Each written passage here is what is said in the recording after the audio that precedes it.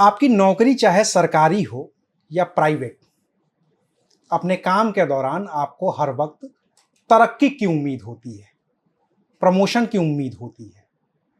Private में अगर आप मैनेजर हैं तो जनरल मैनेजर बनना चाहते हैं, सीईओ बनना चाहते हैं। सरकारी नौकरी में अगर आप पीसीएस हैं तो आईएएस बनना चाहते हैं, अगर आप आईएएस हैं तो प्रमुख सचिव बनना चाहते हैं, अगर आप प्रमुख सचिव हैं तो मुख्य सचिव बनना चाहते हैं, और इस तरह से लगातार आप सफलता की सीढ़ियां चढ़ने की कोशिश करते रहते हैं। लेकिन उत्तर प्रदेश में एक अधिकारी ऐसा भी हुआ जिसने प्रमोशन को ही ठुकरा दिया। वो पीसीएस था, उसे आईएएस बनाया जा रहा था, लेकिन कहा कि हुजूर माफ़ करिए, मैं आईएएस नहीं बन सकता, मैं पीसीएस ही ठीक हूँ। वो वापस पीसीएस वाले में आया और फिर उसने अपने कुछ वजहों से उस नौकरी को भी अलविदा कह दिया और अब वो पूरी तरीके से राजनीति में सक्रिय हैं। उनकी राजनीति की शुरुआत हुई है आज़ाद समाज पार्टी से, जो चंद्रशेखर आज़ाद की पार्टी है, और अब वो पूरी तरीके से राजनीति में ही उतर चुके हैं। बाकी वो लेखक भी हैं, किताबें लिखी हैं और हर मुद्दे पर बेबाकी से अपनी राय भी रखते हैं। नाम है डॉक्टर राकेश वर्मा। तो आज हमारे साथ इस खास पॉडकास्ट के मेहमान हैं डॉक्टर राकेश वर्मा। 60 भारत पर आपका स्वागत है। कहाँ से शुरू करें सर? जहाँ से शुरू करना चाहें। हमारी तो जुर्म की ज़िंदगी की शुरुआत जो है 97 में शुरू हुई थी संडीला से। फिर 2020 में मैंने उस जुर्म की ज़िंदगी को वहाँ ख़त्म करके, एक बात आपने कही कि मैंने जो है आईएएस ठुकराया इस बात के लिए क्योंकि ये कह रहे थे कि अगर आप आईएएस में रहेंगे तो हम आपको वीआरएस नहीं देंगे। हम आएंगे वापस वहाँ से। हम आपकी बात, आप कह रहे हैं जुर्म की ज़िंदगी। हम जंतर मंतर को देख रहे हैं, हम झारखंड को देख रहे हैं, हम जेपीएससी को, बीपीएससी को, यूपीएससी को देख रहे हैं। इस देश के हज़ारों लाखों बच्चों का वो ख्वाब होता है। वो दिन रात मेहनत करते हैं, लगातार संघर्ष करते हैं। आपने भी वो संघर्ष किया था, आपने भी वो सफलता हासिल की थी, और आप उस कहानी से निकल करके आप उसको जुर्म का धंधा कह रहे हैं। तो ये तो जब आप तैयारी करते हैं तो आपको पता नहीं होता है ना। जब आप सरकार के लिए नौकरी करते हैं तब आपको पता चलता है कि दुनिया में सबसे शरीफ आदमी वो है जिसके पास सूचना विभाग है, जिसके पास 1500 करोड़ का बजट है, 2000 करोड़ का बजट है सालाना। वो सबसे शरीफ आदमी है। और जितने भी अफसर हैं उनसे बड़ा जुर्म वाला आदमी तो हमने कोई नहीं देखा। हालांकि मीडिया ये कहती है कि दाऊद इब्राहिम जो है सबसे बड़ा इंडिया का मोस्ट वांटेड है, लेकिन अगर जुर्म के पैमाने पे देखा जाए तो अफसर उससे कहीं कहीं ज़्यादा, 1000 टाइम्स, लाख टाइम्स उससे बड़े जो हैं क्रिमिनल हैं। आपने क्या क्या क्राइम किए हैं? आप भी तो बड़े बड़े पदों पर रहे हैं। हमने क्राइम ये किया है कि गरीब की दुकान हटाई है, कहीं बिल्डिंग तोड़ी है, कहीं हमारे ज़माने में तो वसूली होती थी, तो जिसने जो है लगान का 200 रुपये नहीं दिया होता है उसको पकड़ के जेल में बंद किया। तो जो आदमी 200 रुपये, 500 रुपये अपनी किसानी के लगान नहीं जमा कर रहा है उसको हम जेल में डाल रहे हैं, और जो 2000 करोड़, 5000 करोड़ या मतलब कितने लाख करोड़ रुपए लंदन में बैठा हुआ है क्राइम करके, उसका हम कुछ घंटा कर नहीं पा रहे हैं। तो ऐसी नौकरी करने से क्या फ़ायदा? नौकरी तो सिर्फ इसलिए है कि आप जो ताकतवर है उसकी सहायता करिए, जो गरीब है उसके ऊपर अत्याचार करिए। लेकिन आपने जो कहा कि आपकी कहानी 97 से शुरू होती है संडीला से, ये कहानी और पीछे से शुरू होती होगी, आपके घर से, आपकी परवरिश से, आपके उस समाज से जहाँ पे आपको ये प्रेरणा मिलती होगी कि अब ये नहीं करेंगे तो सरवाइव नहीं कर पाएंगे। ये कहानी कहाँ से शुरू हुई थी आपकी? ये कहानी तो इसलिए शुरू हुई क्योंकि पिताजी मास्टर थे और उनको ये लगता था कि बच्चे, उस ज़माने में क्या होता था, आज भी यही है कि आईएएस बन जाएं, पीसीएस बन जाएं, तो यही उन्होंने भी कहा, समझाया। और हम लोग अब ये जेनजी की तरह तो थे नहीं, जो उन्होंने रास्ता दिखाया उस रास्ते पे चले और उसमें सिलेक्शन हो भी गया। भाई आईएएस दिया, आईएएस को 4 बार दिया, 2 बार इंटरव्यू दिया, नहीं हुआ। फिर पीसीएस उत्तर प्रदेश में हो गया। फिर ये समझ में आया कि आईएएस में नागालैंड काडर मिले तो क्या होगा, बहुत ज़्यादा होगा तो आप डेपुटेशन पे आ जाएंगे अजय कुमार सिंह की तरह, और आजम खां पे मुकदमा करने के लिए आपको बाध्य किया जाएगा। इसलिए कम जुर्म करो और अपने ही स्टेट में करो, और हो सकता है कि अपने लोगों का थोड़ा बहुत काम कर दो। तो इस जुर्म की दुनिया में आप 23 साल तकरीबन रहे हैं। अभी भी हैं ही। देखिए, जुर्म की जिंदगी के साथ ऐसा है कि अगर एक बार आप अंदर आ गए तो आपने नाम पिक्चर देखी होगी संजय दत्त वाली। उसमें वो कहता है कि ये जुर्म की जिंदगी वन वे स्ट्रीट है। इसमें एक बार आ तो सकते हैं लेकिन लौट नहीं सकते हैं। यही आईएएस लोग हमसे कहते थे और पीसीएस लोग। तो मैंने तब भी कहा था कि तुम्हारे इस मिथ को मैं तोड़ूंगा। मैं आया हूं और मैं लौट के जाऊंगा वापस, और सही सलामत जाऊंगा। तुम्हारे को रोक पाना तो रोक लेना। लेकिन मैं ये, चूंकि आप जिस दौर की बात कर रहे हैं और अपने जिस संघर्ष को इतने आराम से आप बता रहे हैं, ये इतना आसान होता नहीं है। मैंने भी इलाहाबाद में पढ़ाई की है। इलाहाबाद का वो दौर देखा है कि जब लड़के 35 साल की उम्र तक लोअर पीसीएस नहीं निकाल पाते थे तो उनके ऊपर गुजरती क्या थी। क्योंकि हमें शुरुआती दौर में ही समझ में आ गया कि ये हमारे बस की बात नहीं है, या हमने उस तरह की कोशिश भी नहीं की थी। लेकिन आपने वो पूरी कोशिश की, आपने वो पूरी नौकरी की, आपने कई बदलती हुई सरकारों के दौरान नौकरी की। भाजपा की सरकार में नौकरी की आपने, अगर आप 97 की बात कर रहे हैं। हाँ, तो भाजपा की सरकार थी। मुलायम सिंह की सरकार में आपने नौकरी की, मायावती की सरकार में आपने नौकरी की, अखिलेश यादव की सरकार में आपने नौकरी की, और फिर योगी आदित्यनाथ की सरकार में आपने नौकरी की। और आखिरकार आपको इल्हाम कब हुआ कि अब ये छोड़ देना है? योगी आदित्यनाथ की सरकार में, या शुरू से होने लगा था कुछ दौर के बाद ही? देखिए, ये जो जितना भी आपको खुमार रहता है वो 4-5 साल रहता है। आपको लगता है कि हर आदमी को लगता है कि वो बहुत ज़्यादा काबिल है, तो ये पूरे घर के मतलब पूरे सिस्टम के बल बदल देंगे, सब कुछ ठीक कर देंगे। फिर 4-5 सालों के बाद आपको ये समझ में आने लगता है कि ये जो सिस्टम है इसमें इसको चला ही ब्यूरोक्रेट रहे हैं, और सिस्टम इसीलिए एग्जिस्ट कर रहा है क्योंकि ब्यूरोक्रेट उसका साथ दे रहे हैं। अगर ब्यूरोक्रेट साथ देना छोड़ देंगे तो हिंदुस्तान तो आपको 1 साल में बदल जाएगा और ठीक हो जाएगा। तो कहा तो ये है कि अगर ब्यूरोक्रेट नहीं रहेंगे तो नेता तो एक दिन न चला पाए फिर पूरा सिस्टम। ये बात बहुत मायने इसलिए नहीं रखती है क्योंकि सारा सिस्टम बनाने वाले ब्यूरोक्रेट हैं। ब्यूरोक्रेट ने ही ऐसा सिस्टम बना रखा है कि वो चाहते ये हैं कि बिना पढ़ा लिखा आदमी मंत्री बने, प्रधानमंत्री बने, जिससे उनके ऊपर कोई आदमी समझ ही ना पाए। देखिए, हमने 23 साल नौकरी की, हम ये नहीं कह सकते कि हम सिस्टम को बहुत अच्छी तरह जानते हैं। शायद हम 40% जानते हो, 50% जानते हो, क्योंकि हमारी जो है पोस्टिंग जल्दी जल्दी बदलती रहती थी तो ज़्यादा जानने का मौका मिला हमें। लेकिन आपको अगर ये सिस्टम जानते ही नहीं है तो आप तो 5 साल के लिए आते हैं नेता, तब तक जो है ये सब चराते रहते हैं। मैंने पहले भी कहा है कि ब्यूरोक्रेट से बड़ा माफिया पूरे वर्ल्ड में कोई नहीं है। दाऊद इब्राहिम तो बच्चे हैं यहाँ उत्तर प्रदेश आईएएस कैडर के सामने, बच्चे हैं। ये क्रिकेट ये जान लेते हैं कि आपको क्रिकेट खेलना है तो आपका कैच छोड़ देते हैं। जान जाते हैं कि आपको मूर्ति बनानी है तो फर्जी लोगों की मूर्ति ले आते हैं महाराष्ट्र से कि ये ऐसे दिखते थे। और अगर जान जाते हैं कि आपको बुलडोजर चलवाना है तो गरीबों पे बुलडोजर चलवाने लगते हैं। कल को कोई और आएगा, उसका जो शौक होगा वो पूरा कर देंगे। लेकिन जो ये देश को बनाने का काम है, जो नौकरी देने का काम है, ये कहाँ कर पा रहे हैं? आज आप देखिए कि जितने भी पढ़े लिखे अफसर हैं वो ज्ञान की बिजनेस करना चाहिए। हम तो कह रहे तुम क्यों नहीं बिजनेस करते हो? तुम नौकरी छोड़ो, हम मुख्यमंत्री बने तो हम तो सबको कहें कि चलो बेटा बिजनेस करके दिखाओ। जो दूसरों को ज्ञान बांट रहे हो कि स्टार्टअप शुरू करो और जो है बिजनेस करो, तो ये सब चीजें जो है ना, बहुत ये वही आदमी कहता है जिसके पास सब कुछ है। मतलब जो पूरा सिस्टम चला रहा है वो कुछ भी कह सकता है, कुछ भी कह के निकल सकता है। हाँ, निकल सकता है, लेकिन अब लोग जाग रहे हैं। जब आप एग्जाम नहीं करवा पा रहे हो, आप स्वास्थ्य नहीं दे पा रहे हो, आप शिक्षा नहीं दे पा रहे हो, तो किस बात के आईएएस बने हो आप बताइए? अपने पैसा कमाने के लिए आईएएस बने हो?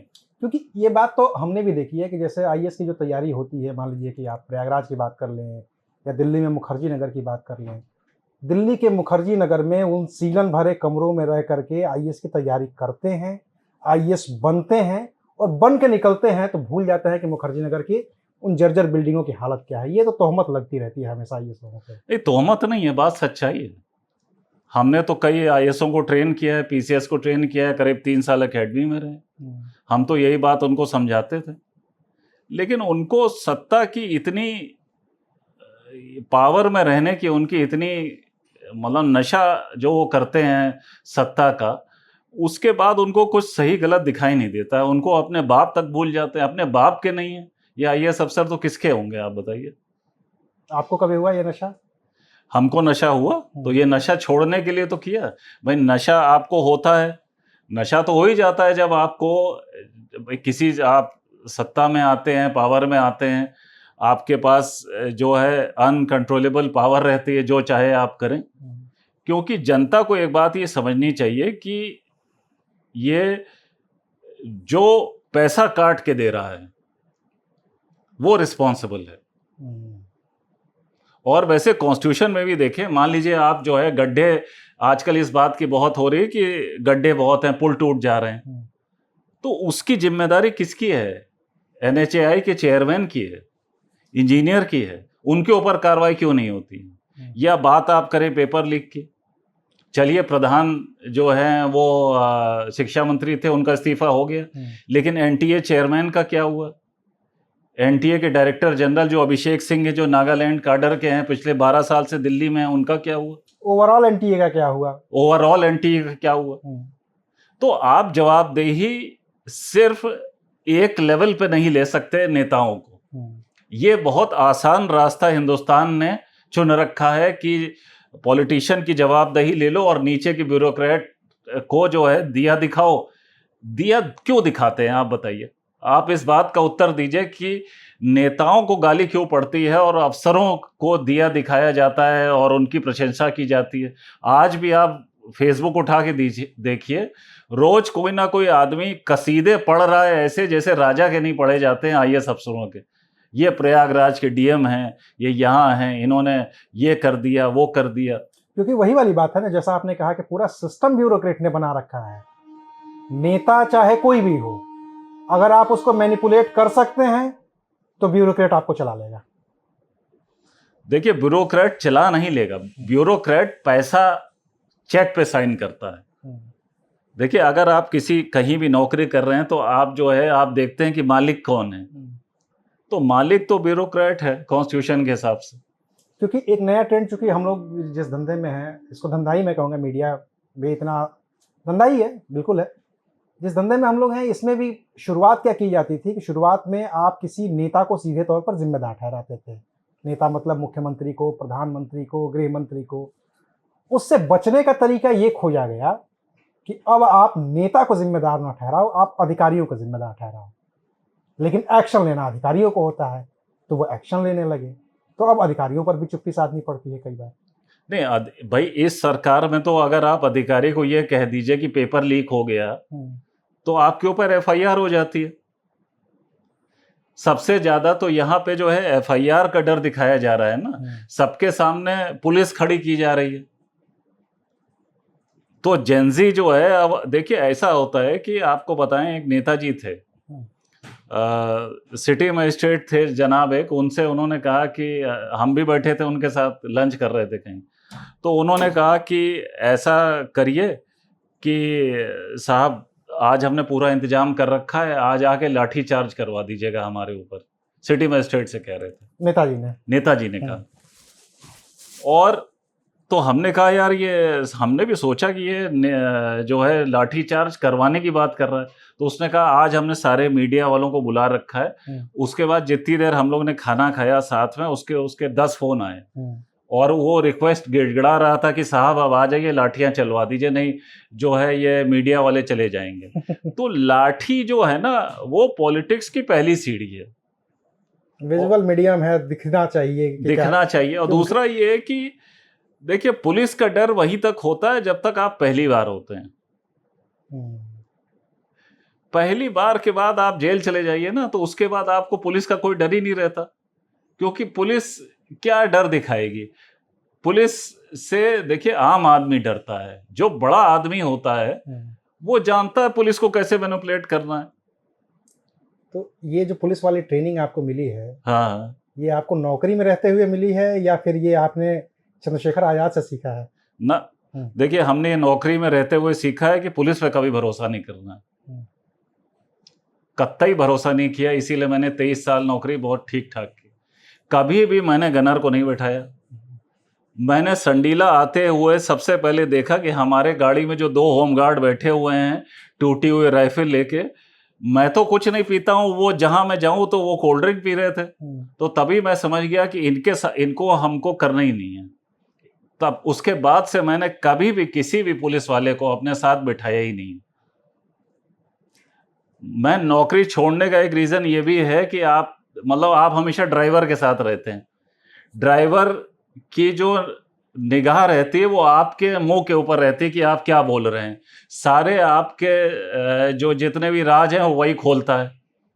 और जब आप बड़े पदों पे रहते हैं तो आपके पास राज तो बहुत रहते हैं, हर दिन राज है, वो आज भी हमारे साथ है। लेकिन ये जो ड्राइवर वाली चीज है ना, और ये जो गनर वाली चीज है, दूसरा ये स्टेटस सिंबल है। हाँ, आज तो सब लोग चाहते हैं अपने ऊपर हमला करवा करके प्लांटेड और गनर ले लेते हैं। हाँ, बिल्कुल ले लेते हैं। तो हमें तो ये पसंद नहीं है, क्योंकि अगर आप मारे जाएंगे तो उसकी मुखबिरी जो है वो गनर ही करेगा।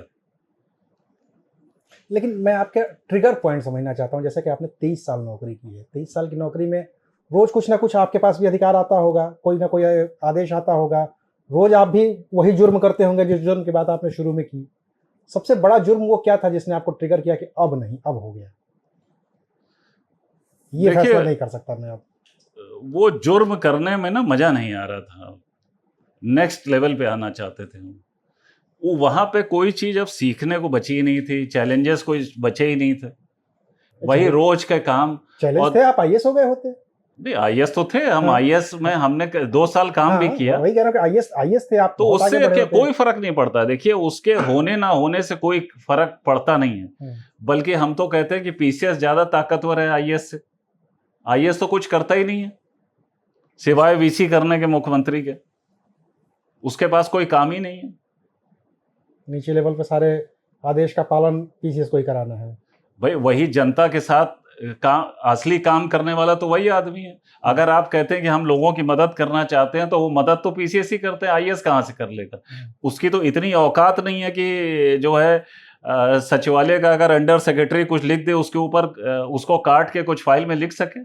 चाहे आपका चीफ सेक्रेटरी हो, चीफ सेक्रेटरी हमसे बात करे, कहें एक फाइल में हमने काट के लिखा है, नहीं कर सकते। हमने किया। हम तो फाइल मंगा के खुद लिख के नीचे भेज देते थे कि लो बेटा अब इसको दाखिल दफ्तर कर लो। हम कोई जो है अंडर सेक्रेटरी के मोहताज थोड़ी ना है। और हम अगर नेता बने तब भी हम इनके नहीं मोहताज रहेंगे। अगर हमारे पास ताकत होगी हम फाइल मंगा के लिख के दे देंगे कि लो अब आदेश जारी कर दो। देखिए, आपको सिस्टम को समझना होगा। सिवाय आईएएस हो के पैसा कमाने, अच्छा एक चीज ये बताइए कि आजकल बड़ी कहते हैं ट्रांसपेरेंसी हो गई। एक आजकल शुरू हुआ है कि आपका एनुअल प्रॉपर्टी रिटर्न लेते हैं, उसमें लोगों ने 10-10 करोड़ की प्रॉपर्टी 1-1 करोड़ की लिख रखी है।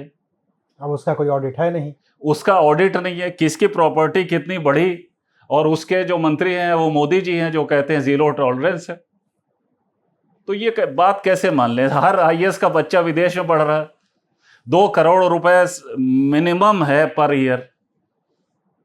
आपने ये नहीं पूछा कि वो स्ट्रगल क्या की मैंने जब नौकरी छोड़ी।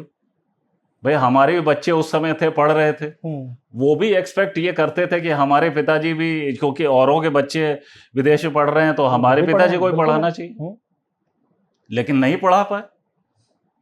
तो ये कैसे लोग विदेशों में पढ़ा रहे हैं? मोदी जी क्या कर रहे हैं? किस बात का जीरो टॉलरेंस कर रहे हैं? और योगी जी कहते हैं कि जीरो टॉलरेंस है। किस बात का जीरो? अरे आपके नियुक्ति विभाग में सबके पास सब लोग लिख रहे हैं, सबको मालूम है कि विदेश में बच्चे पढ़ रहे हैं। आपको मालूम है कि चाइना में किसी ब्यूरोक्रेट का बच्चा जो है विदेश में नहीं पढ़ सकता, किसी ब्यूरोक्रेट का बच्चा विदेश जाके नहीं पढ़ सकता। तो वहाँ तो एकदम सरकार का कंट्रोल इतना ज़्यादा है, प्राइवेटाइजेशन जैसे भी बहुत लिमिटेड चीज़ें हैं। यहाँ तो आपको अगर पढ़ाना है तो प्राइवेट में ही पढ़ा सकते हैं, गवर्नमेंट स्कूल में तो कुछ है नहीं।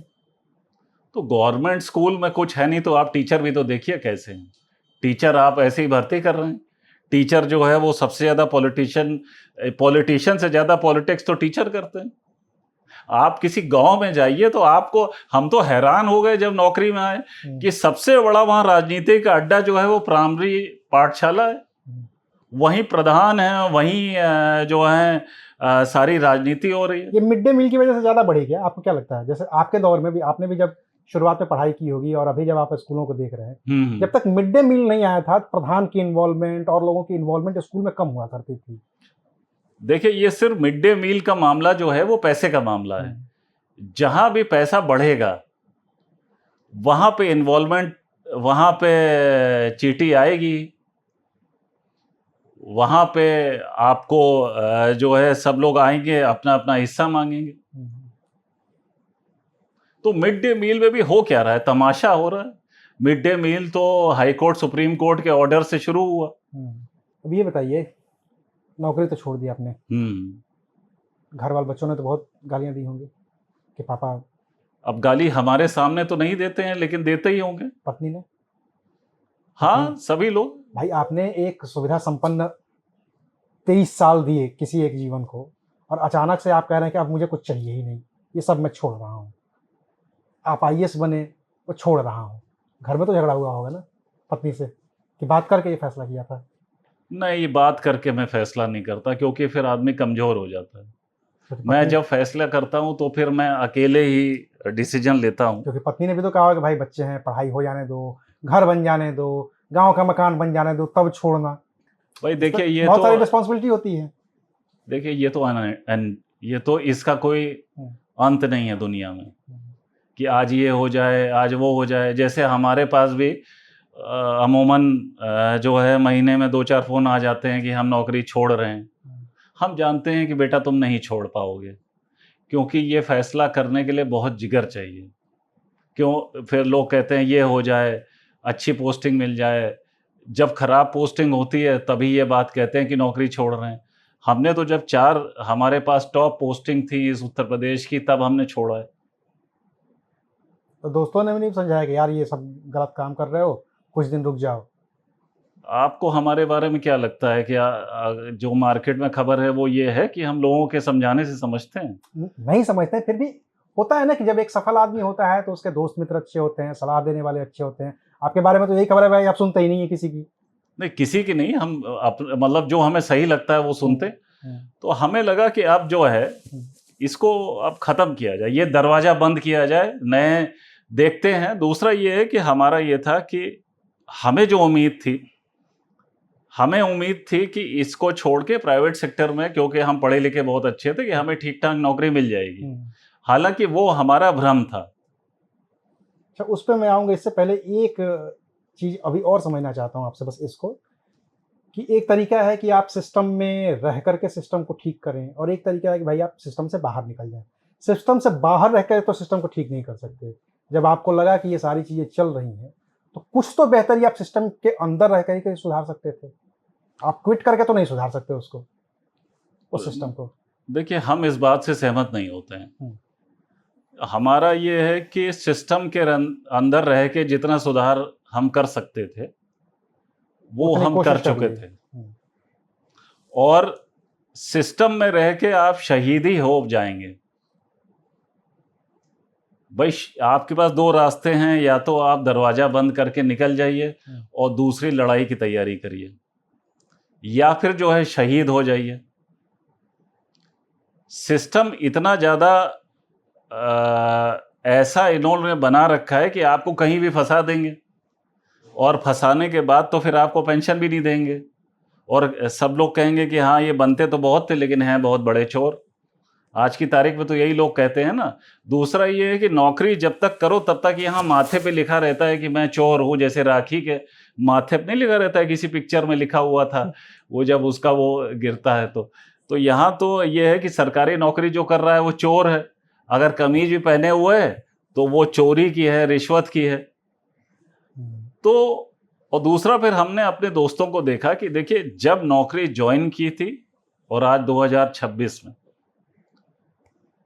नौकरी के जो प्रिविलेजेस हैं वो बहुत कम हो गए हैं, नंबर 1। नंबर 2, प्राइवेट सेक्टर में जो लोग हमसे कमजोर थे पढ़ाई में, वो 1 करोड़ रुपए सालाना की नौकरी कर रहे हैं, 2 करोड़ रुपए। हमारी तो पूरी सैलरी और पेंशन मिला के 1 करोड़ नहीं दे पाएगी सरकार, साल की पूरे नौकरी की इतनी भी नहीं होती है। अरे ज्यादा से ज्यादा 1.5 करोड़ होगी। तो आपको ये जो एक जो भ्रम फैला हुआ है कि ये नौकरी बड़ी अच्छी होती है, वो इसीलिए भ्रम फैला हुआ है ना कि नौकरी में तनख्वाह नहीं है। हाँ। जिस जुर्म की आप बात कर रहे हैं उसमें है वो पैसा, जो लेकिन- पावर आती है हाँ, उससे जो पैसा बनता है, हाँ, उसी पैसे के लिए तो लोग आते हैं। सैलरी के लिए तो कहाँ ही आ पाएंगे। हाँ, अब सैलरी के लिए नहीं आ पाएंगे, लेकिन आते हैं लोग।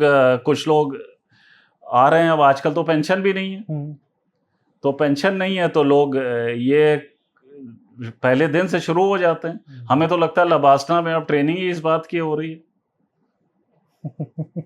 कि रील बनाओ और पैसे कमाओ, 2 ही काम है।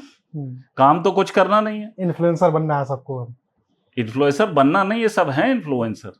हाँ भाई, आईएएस कुछ बोलता है तो वो लगता है इन्फ्लुएंस तो करता ही है। खैर, 2020 के बाद का जीवन कैसा रहा? आप जो कह रहे थे प्राइवेट सेक्टर वाले की नौकरी की कोशिश की आपने, वो बड़ा संघर्षपूर्ण रहा, क्योंकि सरकारी आदमी को कोई नौकरी देना नहीं चाहता। और दूसरी बात अब समझ में आई कि लोग सरकारी नौकरी में क्यों जाना चाहते हैं। सरकारी नौकरी जो है वो एक स्टेटस और पैसे के लिए सबसे संघर्ष तो है इसमें, लेकिन सबसे आसान रास्ता है। एक बार हासिल हो गया तो फिर मेंटेन कर देता है वो, तो आपको मेंटेन करता है। प्राइवेट में ये है कि कोई मेरिट नहीं है, सिर्फ चाटुकारिता है और इसके अलावा कुछ नहीं है। अगर मतलब वहां चपरासी भी सीईओ बन सकता है और सीईओ को भी चपरासी बना दिया जा सकता है।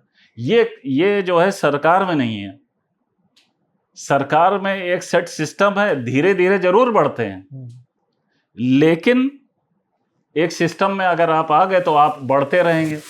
आपको एक बार प्रमोशन में किया जाएगा, फिर अगले साल हो जाएगा आपका। प्राइवेट में तो जिसको आप पसंद कर रहे हैं, जिसका चेहरा पसंद है, और मेरिट नाम की कोई चीज नहीं है। लेकिन संघर्ष का भी तो है कि मान लीजिए कि प्राइवेट में जो काबिल है वो भी आगे बढ़ते जाता है। वहां तो यही कहा जाता है ना कि काबिलियत ही सब कुछ तय करती है प्राइवेट इंस्टीट्यूशंस में। हम इस बात को नहीं मानते, क्योंकि हमने तो काबिलियत हमारे पास करीब प्राइवेट सेक्टर में 2000 रिजेक्शन है, और आज भी मैं अप्लाई करता रहता हूँ लिंक्डइन में, क्योंकि मैं एक सोशल रिसर्च कर रहा हूँ। मुझे लगता है ये नौकरी मेरे लिए ही बनी हुई है, मेरा ही एक्सपीरियंस वो मांग रहे हैं, फिर भी मुझे नहीं देंगे। वजह क्या है? वजह ये है कि वहां आपने जो कहा ना मेरिट, उनको लगता है कि ये आदमी आ गया और मालिक से मिल गया तो मेरी तो नौकरी चली जाएगी, क्योंकि वो तो ऐसे भाई हम तो ये कहते हैं, हमने तो प्राइवेट में ये भी देखा कि हमारा लेखपाल जो है वो बेटर सीईओ हो सकता है, क्योंकि उसे देश दुनिया के बारे में ज्यादा जानकारी है बजाय उसके जो सीईओ बन के बैठा हुआ है। तो प्राइवेट सेक्टर में तो हम मेरिट है ये मानने से अब इनकार करते हैं, और इसीलिए मैंने नौकरी छोड़ी थी कि मैं प्राइवेट सेक्टर की भी तो मेरिट को देखूं। जो लोग कह रहे हैं वहां भी मेरिट आपको नहीं दिखी? वहां मेरिट तो है ही नहीं भाई। सरकार में मेरिट है, आपके सरकार में आपके पास मेरिट है तो फिर भी लोग रिकग्नाइज करते हैं आपको, भले ही थोड़ा प्रताड़ित करें, जो आपसे चिढ़ें, लेकिन आपका कुछ कर नहीं पाएंगे। जैसे हमको लोग कहते थे कि देख लेंगे, अब 23 साल हो गए, अब 25-26 साल हो रहे हैं, लोगों ने खूब कहा देख लेंगे, हमने कहा देखो क्या देख लोगे। इसमें कुछ वो जातिगत समीकरण भी बैरियर का काम करते हैं क्या, जो प्राइवेट इंस्टीट्यूशन की बात कर रहे हैं? देखिए प्राइवेट सेक्टर में जाति छोड़ के कुछ है ही नहीं। प्राइवेट सेक्टर में मेरिट इज इक्वल टू जाति। भाई हम तो 2 साल करीब 1-1.5 साल बेंगलोर भी गए। हमने कहा देखा जाए जो ये आईटी सेक्टर कहा जाता है, हमारे पास यहाँ आईटी में भी हम स्पेशल सेक्रेटरी थे, तो हमारी एक इच्छा ये है कि हमारा जो बच्चा है उत्तर प्रदेश का, वो बाहर काम करने क्यों जाए। आज उत्तर प्रदेश के जितने लोग हैं, बच्चे और बच्चियां, ये बाहर हैदराबाद, बेंगलोर, ये नौकरी क्यों करने जा रहे हैं पुणे?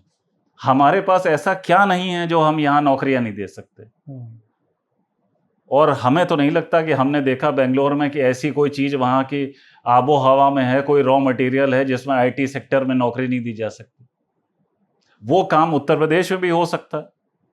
बिल्कुल हो सकता है। बस बशर्ते ये है कि यहाँ के ब्यूरोक्रेट निकम्मे हैं और नेता निकम्मे हैं, करना नहीं चाहते। जब आप मंदिर बना सकते हैं सुप्रीम कोर्ट से फाइट करके, तो आप आईटी का यहाँ बड़े हब नहीं बना सकते। ये तो कहा ही जा रहा है, सरकार तो दावा कर ही रही है कि आईटी पार्क बन रहे हैं, इंडस्ट्रियल एरियाज नए नए डेवलप हो रहे हैं। तो उसमें पहले आईएएस अफसरों से कहिए अपने बच्चों को तो डालें नौकरी करना, या खुद करें। हमको दिखाएं जरा कहाँ है आईटी सेक्टर के बारे में, किसके कहाँ आईटी सेक्टर बन रहा है, जरा हमें भी तो चल के दिखाएं। हम तो तैयार हैं देखने को। तो ये कास्ट बैरियर है, आप ये मानते हैं कि प्राइवेट सेक्टर में कास्ट बैरियर ज़्यादा है? और कास्ट बैरियर का मतलब आप क्या समझ रहे हैं कि एससी एसटी ओबीसी को कम मौके मिलते हैं? बिल्कुल कम मौके मिलते हैं, क्योंकि उनके लोग के बिजनेस ही नहीं है। अब जैसे बेंगलोर में आप जाइए, आपको वहां पे नॉर्थ इंडिया के आदमी को नौकरी मुश्किल से मिलेगी, क्योंकि एक तो लैंग्वेज का बैरियर है, और दूसरा देखिए उत्तर प्रदेश को अब ये बात खत्म करनी पड़ेगी। इसीलिए मैं बार बार जय उत्तर प्रदेश का नारा देता हूं कि उत्तर प्रदेश अपने कांधों के ऊपर हिंदुस्तान को लेके चल रहा है।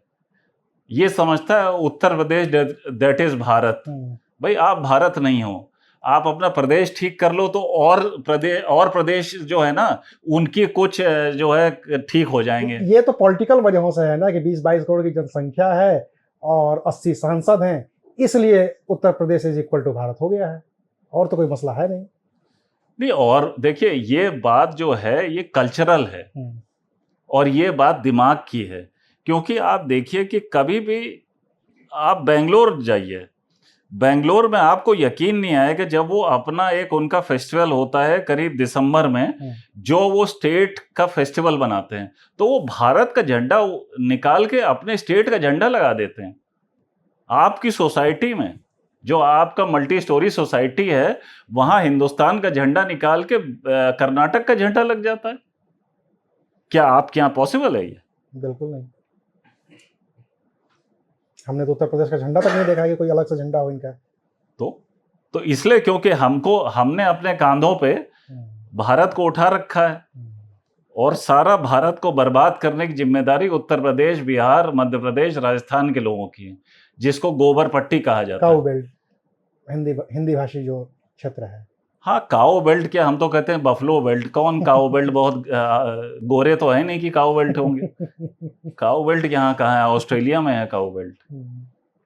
मतलब इसको अनपढ़ों से देखा जाता है, या हिंदी भाषी ऐसे लोग जो विकास के क्रम में कहीं पीछे छूट गए हैं, इसी हिसाब से पीछे छूटे नहीं है, ये छुड़ाया गया है, ये जानबूझ के है। ये कोई ऐसा नहीं है कि कोई हिस्टोरिकल है, ये तो जानबूझ के है। अब ये सब ठीक कैसे होगा ये बताइए? ठीक तो देखिए, अब जेनजी आ रहा है, वो कोई सबसे पहले आपको प्रश्न करना सीखना चाहिए। लेकिन जैसे जेनजी का हमने प्रोटेस्ट देखा, जेनजी बहुत सेल्फ सेंटर्ड है, जैसा कि आप कह रहे हैं कि उत्तर प्रदेश ने खुद को हिंदुस्तान समझ लिया। हाँ, जेनजी सेल्फ सेंटर्ड है, जेनजी अपनी मांगों को लेकर के खूब मुखर है। जैसे हम हो या आप हो सकता है आप भी ये होगा कि अगर आपके पिताजी यहाँ खड़े हो जाएं तो आप बैठे नहीं रहेंगे, आप यहाँ से उठ के चले जाएंगे या खड़े हो जाएंगे बराबर में। ये हम लोग भी करते हैं। जेनजी ऐसा नहीं है, जेनजी पाँव फैला सकता है अपने पिता के सामने, ठीक है तुम खड़े हो, मैं लेटा हुआ हूँ। अब तो वो सेल्फ सेंटर्ड है, वो पूरी सोसाइटी को लेकर के कैसे कोई बात कर सकता है? देखिए, कुछ मायने में सेल्फ सेंटर्ड होना बहुत जरूरी है। मैंने इससे पहले जो बात कही, मैं तो कहता हूं उत्तर प्रदेश के लोगों को सेल्फ सेंटर्ड होना चाहिए। यहां लोग दूसरे स्टेट से आके चुनाव कैसे लड़ रहे हैं? क्या बताइए, मैं गुजरात में जाके चुनाव लड़ सकता हूं और जीत सकता हूं, या कोई भी नेता यहां जाके गुजरात से चुनाव जीत जाएगा? देखिए ये तो हमेशा से रहा है, ऐसा थोड़ी है। मध्य प्रदेश से शरद यादव आते थे, बिहार जाकर के चुनाव लड़के जीते हैं। तो वो भी क्या है, वही गोबर पट्टी तो है ना। ये काम आप साउथ इंडिया में कर सकते हैं। या ये आप दक्षिण में कर सकते हैं। देखिए, कुछ सेल्फ सेंटर्ड हमें होना पड़ेगा। ये देखिए, सेल्फ सेंटर्ड एक जो आपने बात की वो तो रिस्पेक्ट की बात है। वो मानते हैं कि जेनजी आज जो है बड़ों की उतनी इज्जत नहीं करता है। नहीं, मैं उस इज्जत की बात नहीं कर रहा। हाँ। वो ठीक है, उसको वो यही है, उसका जीवन जीने का एक तरीका है। हमारा कुछ और तरीका था, उनका कुछ और तरीका है। नहीं, वो डिसरिस्पेक्ट नहीं कर रहा। हाँ, बस ये है कि आप जिसको रिस्पेक्ट कहते हैं या मानते आए हैं उसको वो एक्सेप्ट नहीं कर रहा है। तो भाई आप अपने पिता को गाली नहीं दे रहा है, पिता के सामने लेटने में क्या तकलीफ है उसको? हाँ, हमें तकलीफ थी, हमें किसी ने कहा नहीं था, लेकिन हमें तकलीफ थी।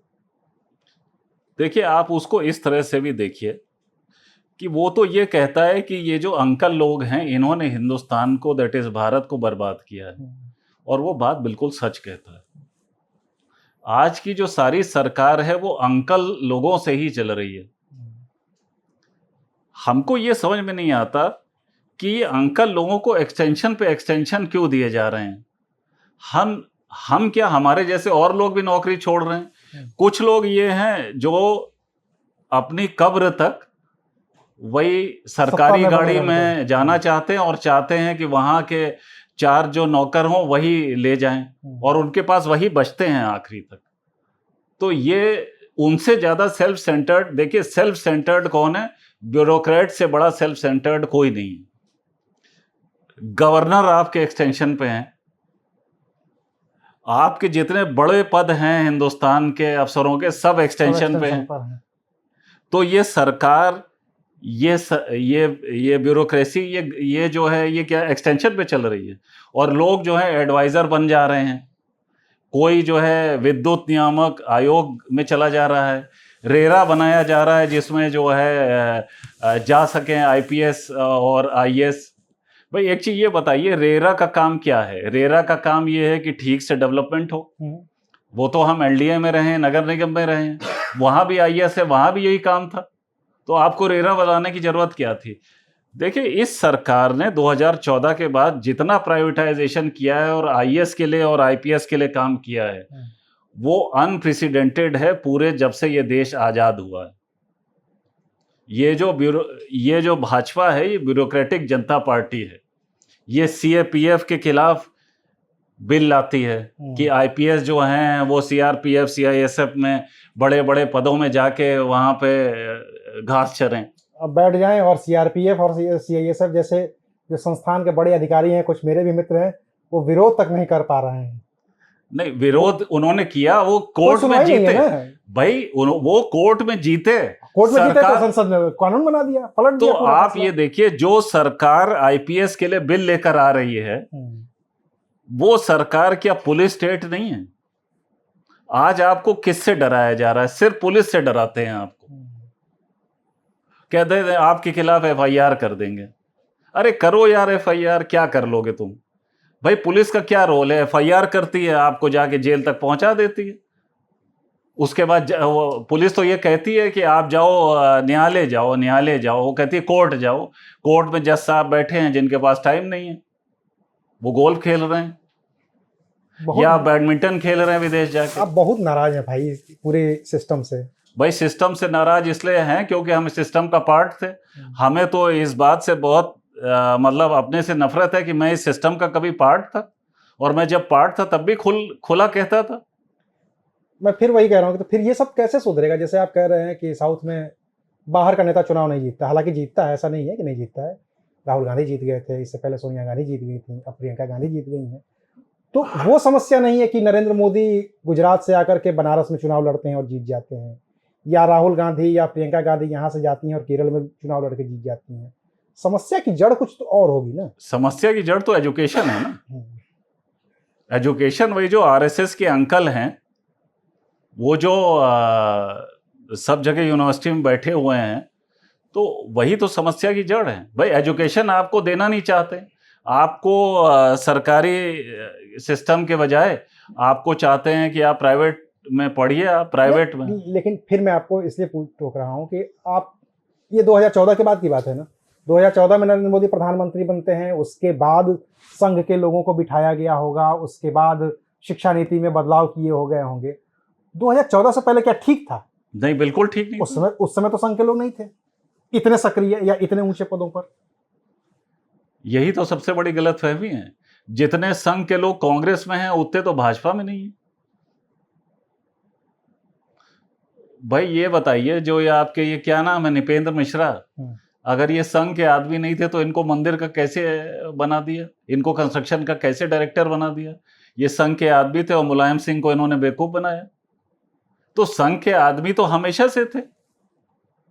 ये भाई सरकार में अब तो सब, जब ये 2014 के बाद सब जो है ये वो छाती पीट पीट के कहने लगे कि हम तो शाखा में जाते हैं, हम तो शाखा में जाते थे, हम तो बहुत बड़े संघी हैं। तो आपको जो ये पूरी ये जो गोबर बेल्ट है, इसको बनाया इसीलिए गया है कि आप बेवकूफ रहिए और आप जो है दूसरे के यहाँ जाके नौकरी करिए। अब आप देखिए कि वहां का आदमी आता है, हमारे मंदिर में पैसा देता है।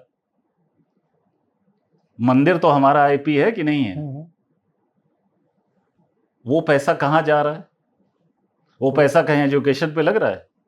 वो पैसा मतलब दे सब लोग रहे हैं, लेकिन लेने वाला एक आदमी है, उसमें कोई ट्रांसपेरेंसी नहीं है। वो तो कहा था भाई, आस्था का विषय है, हम मांग तो रहे नहीं है, कोई आता है चढ़ावा चढ़ाता है, उस चढ़ावे का जो पैसा आता है उससे देश भर की बात हो रही है, कि सिर्फ राम मंदिर की बात नहीं हो रही है, देश भर के मंदिरों का रख रखाव होता है, वो धर्मशालाएं बनवाते हैं, कुछ शिक्षा के संस्थान बनवाते हैं, चलते भाई रहता है। ऐसे तिरुपति भी है, वो उसमें आरटीआई लागू है, तो आपके ये राम मंदिर में आरटीआई क्यों नहीं लागू है?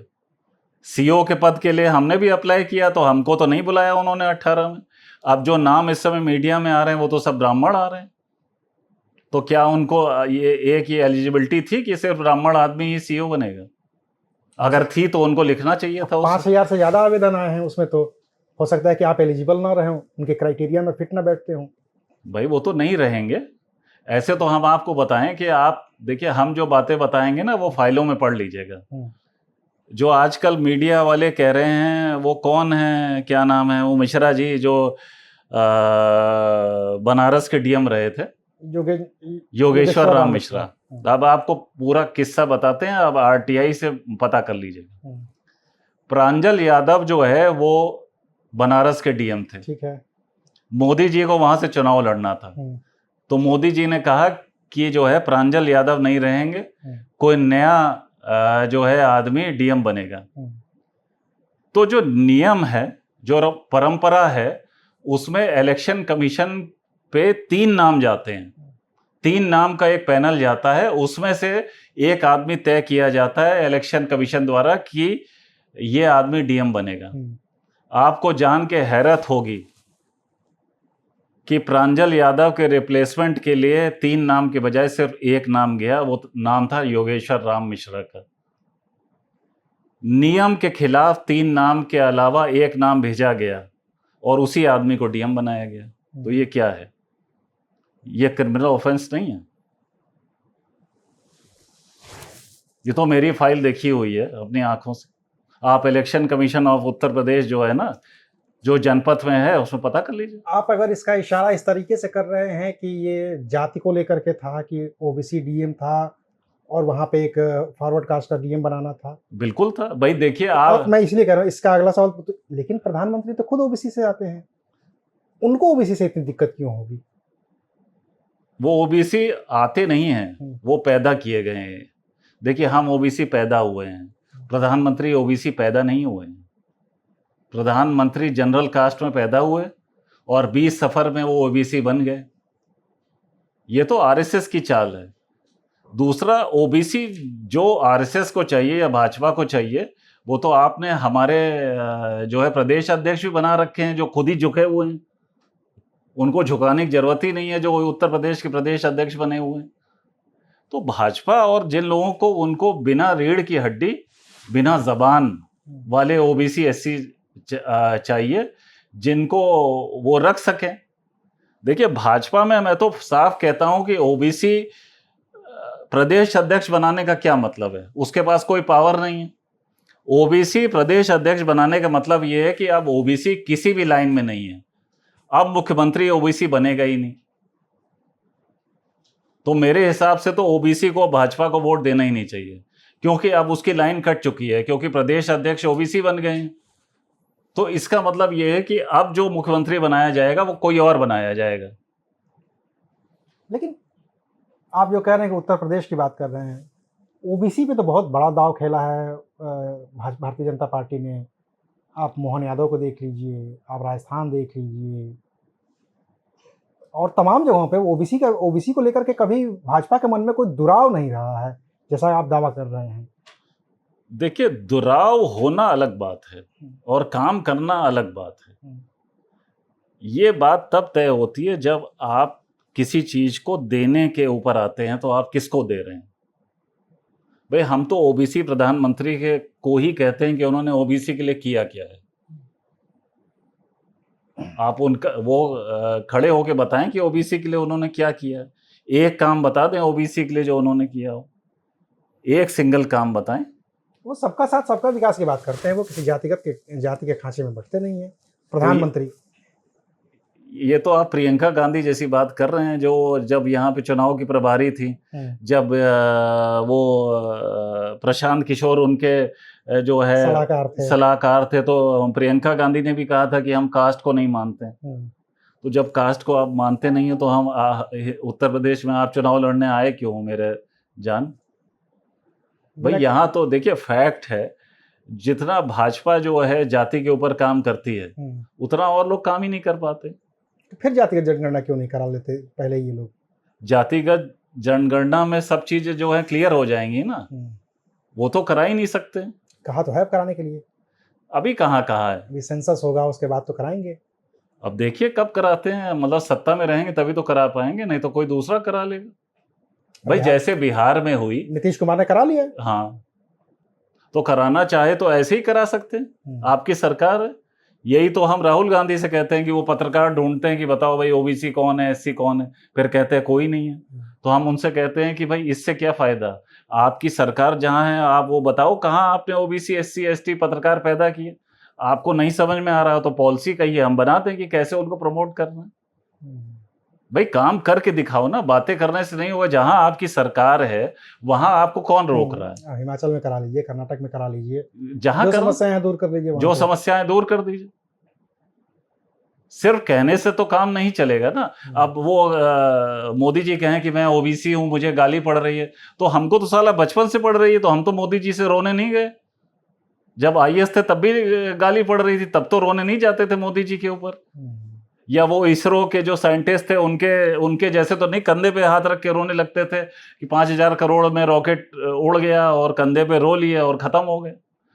तो ये हमारे पास तो ये लाइफलाइन नहीं थी ना। अब क्या कर रहे हैं आप? अभी तो फिलहाल राजनीति को समझने की कोशिश कर रहे हैं, क्योंकि हम तो हमेशा से मानते हैं कि राजनीति में तो आपको आना ही पड़ेगा, कुछ बनना ही पड़ेगा। तो फिर आप जाएंगे तो आप सिस्टम चलाएंगे? हाँ, चलाने की कोशिश करेंगे। लेकिन अगर आपको राजनीति में आ करके और कुछ बेहतर करना था तो जितनी मुख्य धारा की पार्टियां थीं या हैं, जो बड़ी पार्टियां जो सत्ता में आती हुई या सत्ता में आने के लिए संघर्ष करती हुई दिख रही हैं, उनमें से आपने किसी को नहीं चुना। चाहे वो भारतीय जनता पार्टी हो, चलिए उससे आपकी नाराजगी है, कांग्रेस हो उससे भी आप नाराज हैं, समाजवादी पार्टी तो ओबीसी की राजनीति करती है, आप वहां भी नहीं गए, आप चले गए आजाद समाज पार्टी कांशीराम। भाई देखिए, अभी तो हम जो है ना राजनीति सीख रहे हैं और उनसे हमारी 1-to-1 बात हुई और बात हो भी जाती है। हमारा ये है कि 1-to-1 बात होनी चाहिए। अब आपने अब कई नाम लेना ठीक नहीं है, नहीं तो अब हम वो पार्टी कैसे ज्वाइन करें जो पीडीए का फुल फॉर्म ही रोज बदल देती है। भाई आप बताइए, आप पीडीए पहले ये तो तय कर लो कि पीडीए का फुल फॉर्म क्या है। लेकिन उसमें चलिए, ये पीडीए के पी में अगर पिछड़ा को वो पंडित कर भी रहे हैं तो पिछड़ा तो है ही है, क्योंकि अखिलेश यादव खुद ही पिछड़ा समूह से आते हैं, ओबीसी हैं, यादव हैं। देखिए ये आपको सोशियोलॉजी आपको बता दें थोड़ी सी। जब आदमी बहुत ज्यादा पिछड़ा होता है तब वो दूसरों में देखता है कि हाँ ये आदमी अब चीफ मिनिस्टर बने हैं, और फिर उसकी आकांक्षाएं बढ़ती रहती हैं। तो अब जो है पिछड़ा इतना पिछड़ा नहीं रह गया है कि वो जो है किसी भी आदमी को ब्लाइंडली फॉलो करेगा। भाई आप ये देखिए कि जब आप सत्ता में रहते हैं तभी आपकी असली पहचान होती है।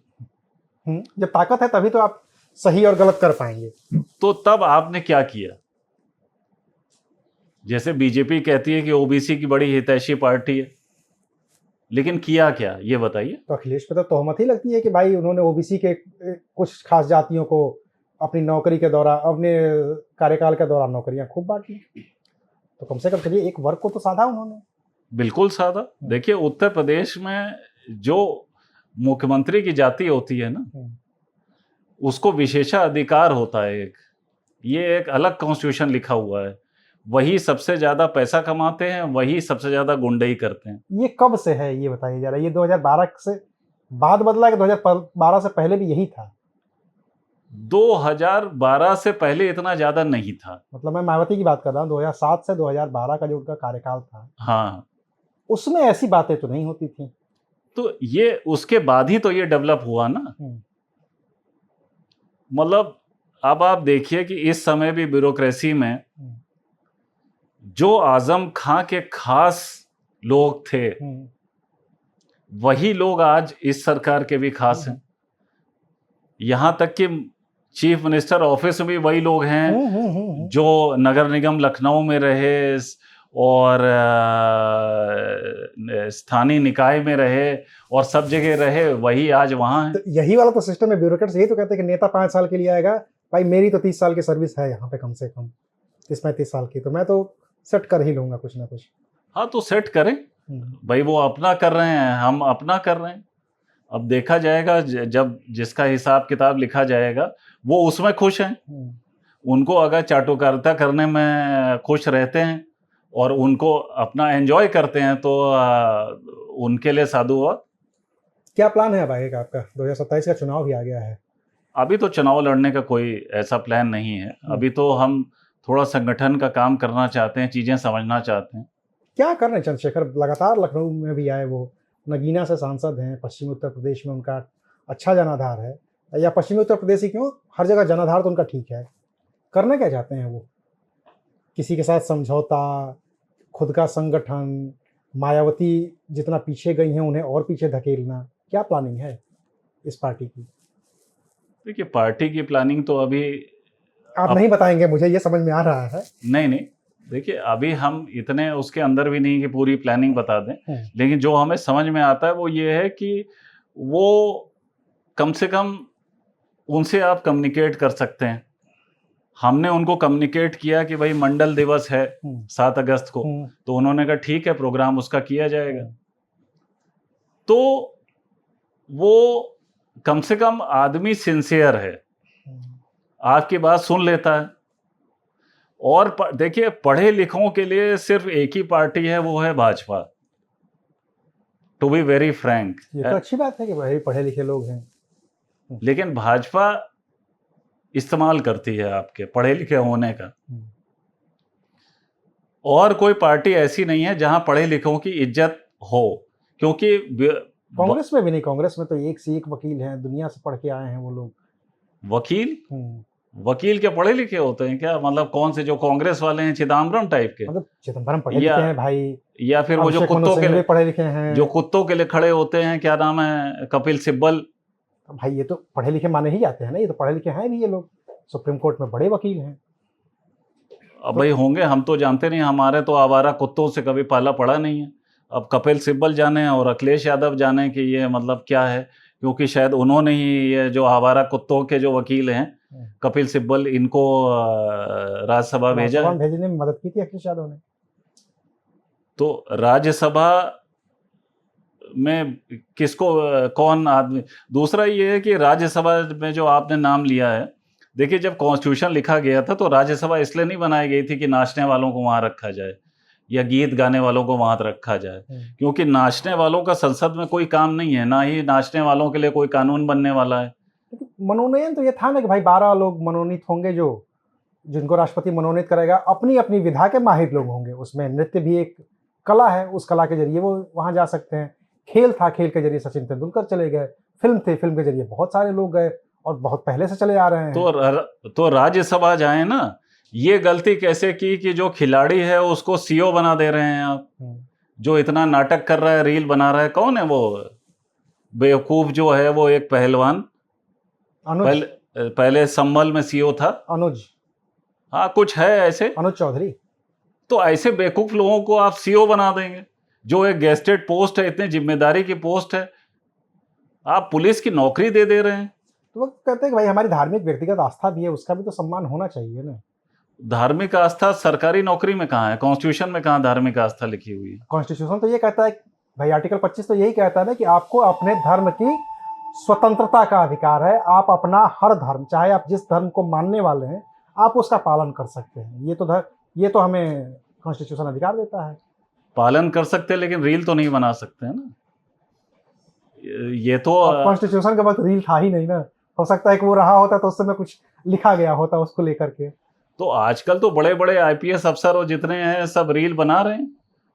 तो अगर इस तरह से नौकरियां ये बंटने लगेंगी तो ये फिर कंपटीशन कराने का तरीका का फायदा क्या है? और दूसरी बात ये बताइए, आप तो मीडिया से हैं, ये जो अखबार छपता है इसमें कभी जो है कैरियर की बात नहीं होती, नौकरी की बात नहीं होती। रोज अखबार छपता है जिसमें 4 पन्ने स्पोर्ट्स के होते हैं। ये क्यों है ऐसा, आप बताइए, आप तो मीडिया के आदमी हैं। देखिए, अब आप भी चूंकि तैयारी किए हैं, पहले रोजगार समाचार वगैरह तो आते थे, पहले आते थे, वो सब बंद हो गए ना। हाँ, करियर को लेकर के हर अखबारों में सप्लीमेंट हुआ करता था, वो सब बंद हो गया। सब बंद हो गए हैं। इसकी एक वजह जो मुझे समझ में आती है कि भाई जो इस समय का यूथ है वो शिफ्ट हो गया डिजिटल पे। उसके पास इन सारी चीज़ों की जानकारी के लिए बहुत सारी वेबसाइट्स हैं, बहुत सारे यूट्यूब चैनल्स हैं, बहुत सारे इंस्टाग्राम पेज हैं कि आज आप कोई नौकरी निकलती है, 10 इंस्टाग्राम ऐसे अकाउंट हैं जो आपको बताएंगे कि नौकरी कहाँ है। बहुत सारी वेबसाइट्स हैं ऐसी। देखिए, ऐसा नहीं है, आप हिस्ट्री पढ़िए। हिस्ट्री में जब राजा को ये लगा कि ये जो है ये जेंजी जो है विरोध कर देंगे, तो उसने फिर अखाड़े, मतलब ये जो है आपस में फाइट कराना शुरू की। स्पोर्ट्स का जन्म इसलिए हुआ है क्योंकि आदमी जो है, स्पोर्ट्स एक अफीम है। हिंदुस्तान में 3 अफीम है, एक है क्रिकेट, एक है बॉलीवुड, और तीसरा जो है वो है धर्म। ये 3 अफीम है। तो अगर आप अफीम चटाते रहेंगे पब्लिक को तो वो शांत रहेगी। अब जेंजी के साथ ये है कि वो अफीम की आदी हो चुकी है। देखिए, ऐसा होता है कि जैसे मान लीजिए कि आप अफीम चाटते रहिए, फिर आपको नशा नहीं आने लगता है, फिर आप क्वेश्चन करने लगते हैं इतना। अब ये सब जो ये आईपीएल हो रहा है, जो अब उत्तर प्रदेश में लीग हो रही है, ये हो रही है, तमाशा हो रहा है, ये सब इसीलिए है कि आपको भटका के रखना है। आप कहें कि हम तो आईपीएल रोज देखेंगे, ये सब आपके लिए नशे हैं कि आप कभी देश के बारे में सोचे नहीं, आप कभी रोजगार के बारे में सोचे नहीं। आपने तो पूरा जेंजी जिस चीज से सबसे ज्यादा इन्फ्लुएंस है, आप उन्हीं को खारिज कर रहे हैं। आप तीनों चीज को नशा कह रहे हैं। किससे भाई स्पोर्ट्स देखता है यूथ, सिनेमा देखता है यूथ, चलिए ये 2 छोड़ देते हैं। धर्म को लेकर के लगातार बात हो रही है। अभी जैसे राम मंदिर की बात हुई, आपने कहा कि 18 लोगों में आपको शामिल नहीं किया गया, तो शायद यही वजह होगी कि उसमें तो एक क्राइटेरिया ये भी था कि भाई सनातन को मानने वाला हो, धर्म को फॉलो करने वाला हो।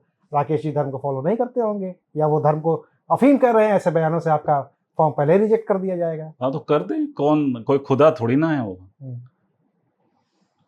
भाई वो क्या है, एक मंदिर ही तो चला रहे हैं ना, चलाएं अपना मंदिर, हमें हमारा क्या कर लेंगे। अब ये बताइए कि आपने तीनों चीज़ों को जो यूथ के लिए कहा, जो जिंजी को आप देख रहे हैं, चूंकि आप एक जिम्मेदार पदों पर रहे हैं लगातार और राजनीति में सक्रिय हैं, कैसे इस जिंजी को एक नई दिशा दी जा सकती है? कैसे जिंजी को सही ढर्रे पे लाया जा सकता है? चूंकि ये कंसोलिडेट तो हैं, हमने जंतर मंतर में देख लिया, हमने झारखंड में देख लिया, इनका कंसोलिडेशन किस तरीके से पॉजिटिव वे में आगे बढ़ाया जा सकता है?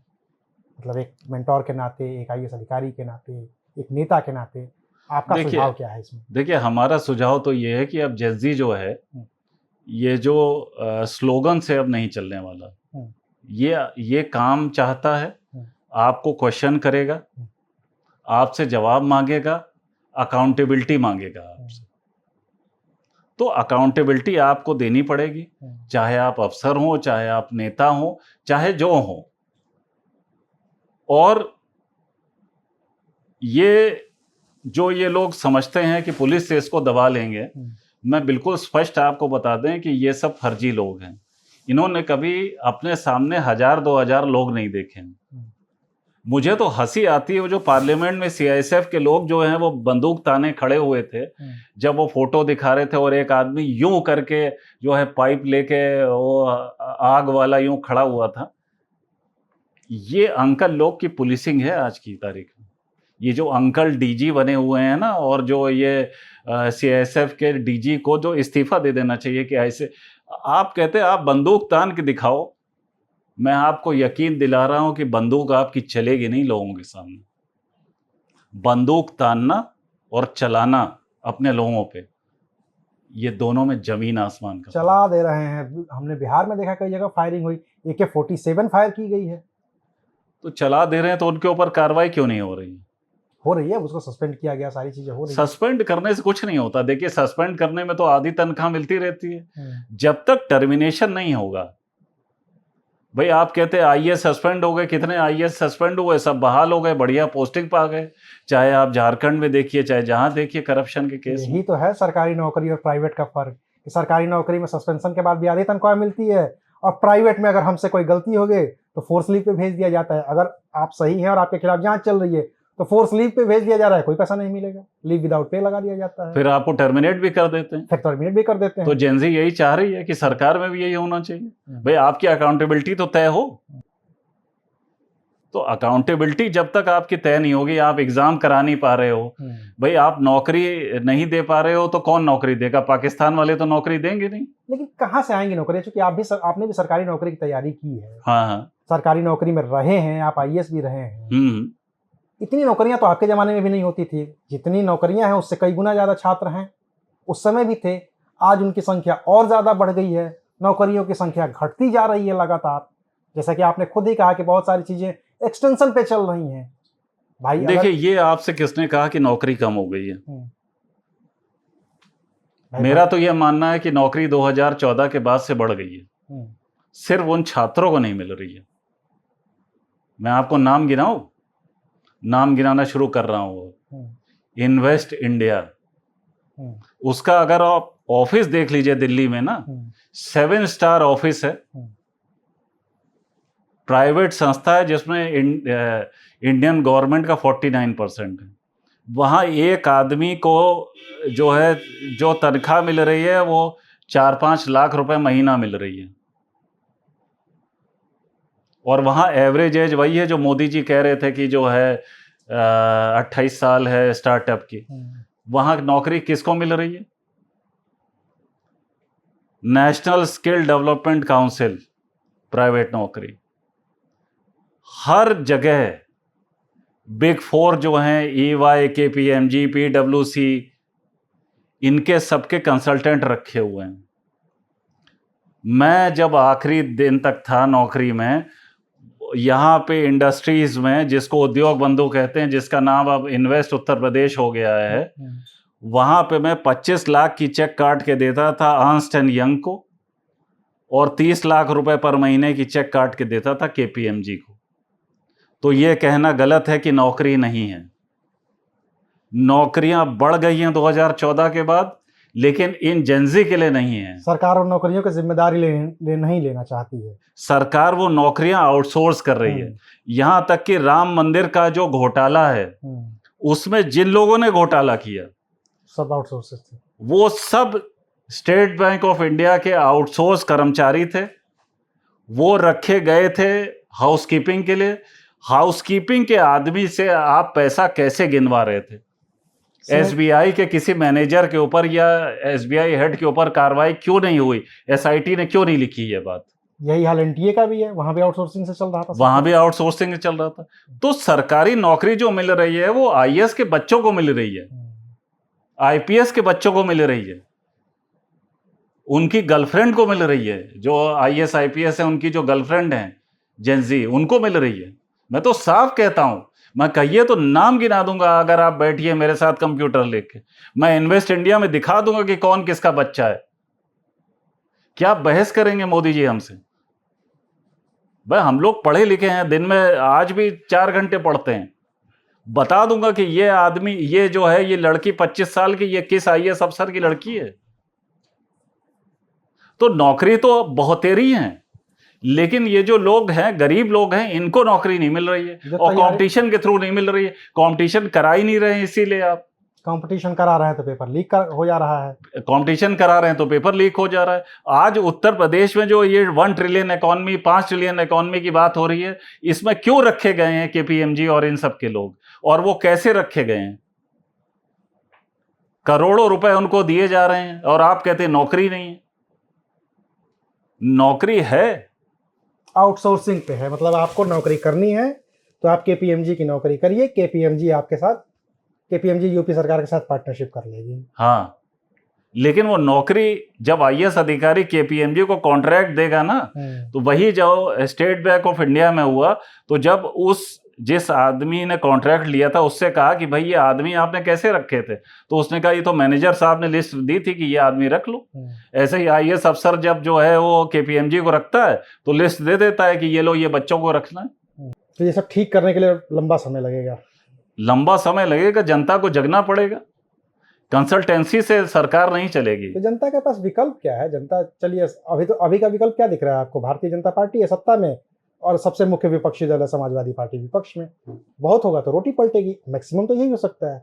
भाई देखिए, अब वो पलटने का जमाना चला गया। अब जो ये देखिए अकाउंटेबिलिटी का जो जमाना आ रहा है ना जेनजी का, ये देखिए, जब उन्होंने मोदी जी को नहीं बख्शा, जिन्होंने इतने 1000 करोड़ का PR करके अपना पूरा एक तिलिस्म बनाया था, आप यकीन मानिए वो किसी को नहीं छोड़ेगा। चलिए, चूंकि आखिरी बातचीत की तरफ बढ़ते हैं, चूंकि आप लेखक भी रहे हैं, मैंने आपका उपन्यास भी देखा, अभी क्या लिख पढ़ रहे हैं आप? अभी तो हम पढ़ क्या रहे हैं, पहले ये बताइए, इस समय क्या पढ़ाई चल रही है आपकी? कुछ तो पढ़ते ही होंगे, चूंकि आप लगातार इस सर्विस में रहे हैं, शौक भी रहा होगा, तभी आप लिख भी पाते हैं। क्या पढ़ रहे हैं इस समय, कुछ दिलचस्प बताइए। भाई हम तो दिलचस्प जो है वो साइकोलॉजी पढ़ते हैं। अच्छा।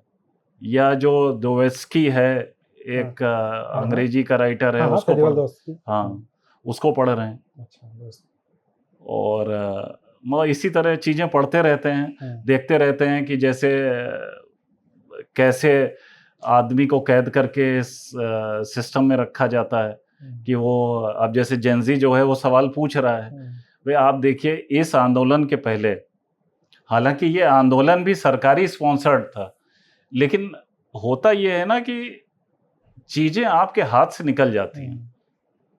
जब आदमी उसमें शामिल हो जाता है, उसकी जो है भावनाएं, उसकी उम्मीदें जब शामिल हो जाती हैं, तो वो आपके कंट्रोल से बाहर हो जाता है।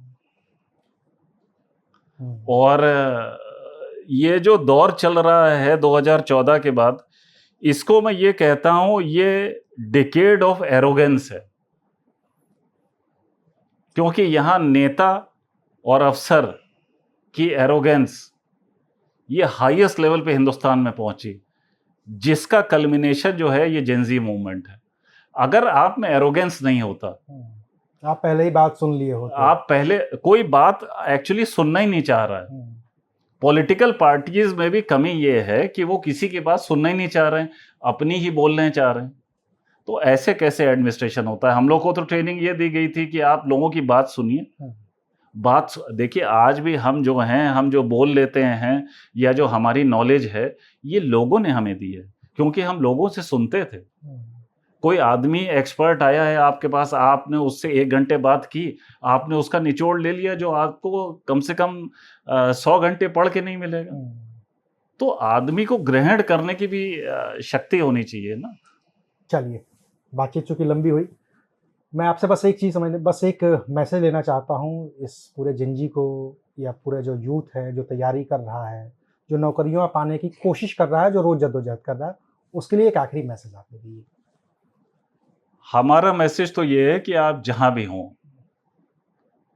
आप चीज़ों को पढ़िए, समझिए, समझने की कोशिश करिए और सरकार से और खासकर अफसरों से अकाउंटेबिलिटी मांगिए।